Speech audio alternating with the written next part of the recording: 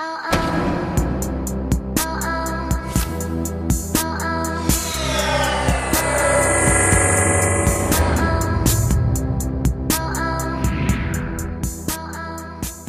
good, everybody? Trey from Kick Genius, and I wanted to do my introduction in here rather than the gym because I wanted to explain what you're about to see. Today we are filming the actual performance test on the Athletic Proportions Lab Concept 3, but it's going to be a little bit different from our usual on-court performance test. We're going to focus more on the load and launch technology unique to this shoe. As advertised, this apparatus is supposed to add an instant increase in your vertical leap, so we'll see how accurate that is. To test this claim, we're going to have two extra variables aside from the Concept 3, the Hyperdunk 2013 and the Jordan Superfly 2. There will be one standstill jump going straight up trying to dunk, and I mean just straight up, no pivot, no one step, no stutter step, nothing, just completely still going straight up. We're doing one standstill jump for each shoe. Now, this is the most important jump because this is where I and anybody else watching will notice any increase in vertical leap, if any. If there is any sort of vertical boost caused by the Concept 3,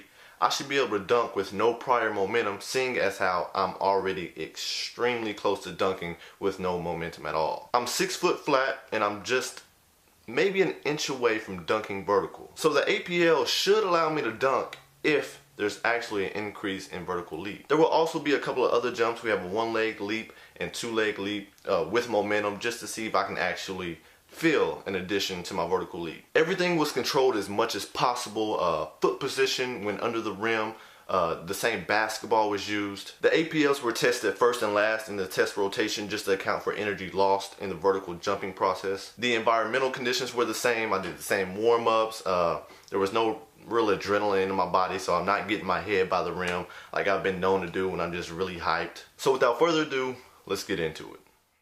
We need more battles.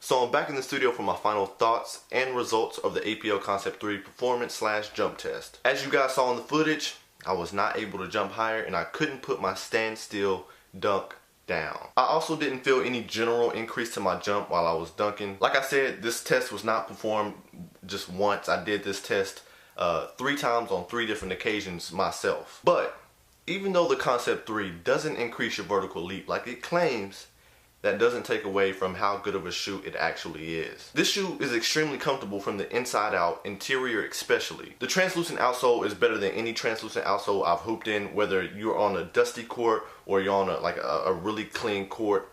Regardless, it's gonna grip the floor. I also really like the balance between the shock absorbing midsole cushioning and the court feel. Like, that balance is really needed. Now, if I may nitpick for a second, because I really do feel like with a few changes and tweaks to the shoe, this could be somebody's go-to shoe, or at least in anybody's top 3 rotation right now. The main problem with the shoe, and some people may say this doesn't matter, but is the aesthetics. The shoe is extremely generic. Now, brands, they can harp all they want that performance is the only thing that matters, but until you find that balance between science and art, you won't have that mass appeal. Also, some other minor things to touch on: the bulkiness of the shoe. There's a little dead space in the toe box. I know everyone's foot is built differently, but even if your foot is about to hit the ceiling of the toe box because maybe your foot is a little bit thicker than most, it's not going to hit against something that's too restrictive, something that's uncomfortable. It's made of mesh, so if anything, it's going to give you a compression feeling a more sense of containment. So cut the dead space out of the toe box, and also the outsole itself is a little too wide. Too much surface area. Slim it down to about the Hyperdunk 2013 size, and you're gonna have a smoother heel to toe transition. Last thing to note, shoestrings. They bite into the middle of your foot while, flexing forward. This can easily be solved by the consumer with a simple lace swap, but why not go ahead and help the consumer prior to their purchase and hook them up with some more comfortable laces. Overall, if the APL Concept 3 was more aesthetically pleasing, it would definitely get the Kick Genius stamp of approval, regardless if it increases your vertical leap or not. The brand really does have a lot of potential, and I'm excited to see what APL brings to the table in the future. Make sure to stay tuned for upcoming performance tests. I know there's a lot of people asking, when is the Kobe 9 performance test dropping? Are we going to test the Hyper Revs? Guys, we wouldn't be Kick Genius if we didn't test those shoes. We got it coming, man. Just stay tuned. We got you. Like always, it's Trey from Kick Genius, and I'm out.